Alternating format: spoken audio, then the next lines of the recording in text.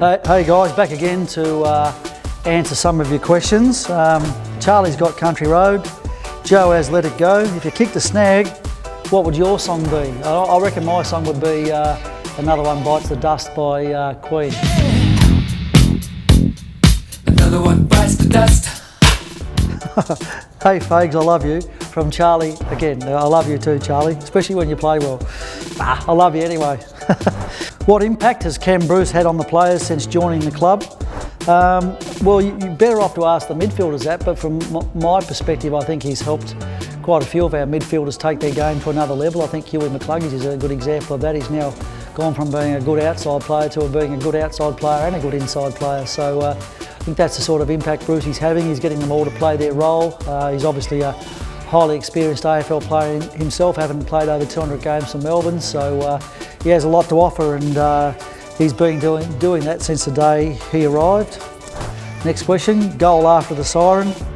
Who would you back to kick it? The answer to that question is very obvious, Zach Bailey, because we've already seen him do it. Every boy dreams of this, directly in front, he's got it! He's got nerves of steel, so he would always be my go-to bloke. Next question, what area of our game have you been most pleased with so far? It's not an easy question to answer.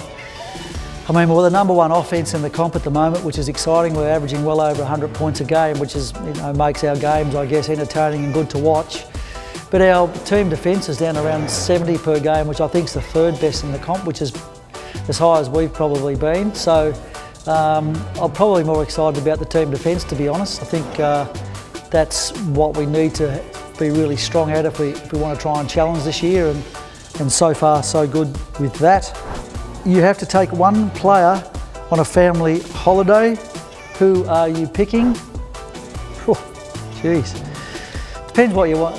Depends what your purpose is, whether you want to be entertained or whether you just want to you're on holiday and you want it to be nice and calm. So if I want to be entertained, I'll probably take the great Charles Cameron. I'd never stop laughing all day long, but he'd probably wear me out. And if I wanted to have a nice, relaxing time, chill out a bit, I'd take Huey McCluggage, because he's that sort of guy. Good company, but doesn't get too excited. Next question, the team is playing with such passion. What do you think has been the key to their mindset? I think the key to it has probably been the regret and disappointment from the last 3 years where we've got into finals but we haven't been able to sort of get all the way through. Not a criticism of the team performance at all, because it's all part of the growth and learning process that we need to go to, but I've got no doubt that has hardened the group and has made them want to achieve success even more, which is a real positive. The other reason why I think they're passionate is they're just great mates. They've got a strong bond. There's a real sense of belonging here at our footy club, and that sort of comes out on the field. In your opinion, who is the funniest player at the club? This is a tough question. There'd be a lot of blokes probably put their hand up for it if we asked them the question. They all think they're pretty funny. Zorko always thinks he's funny, laughs at his own jokes all the time. Mind you, I can't say much about that because I laugh at my own jokes too. Funniest bloke?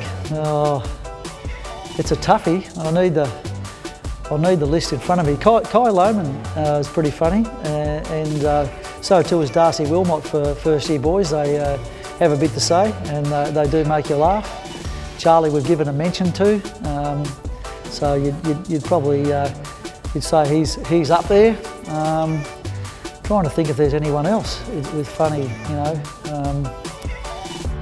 Zach Bailey can give you a laugh every now and then, especially when he goes to sleep at a team meeting,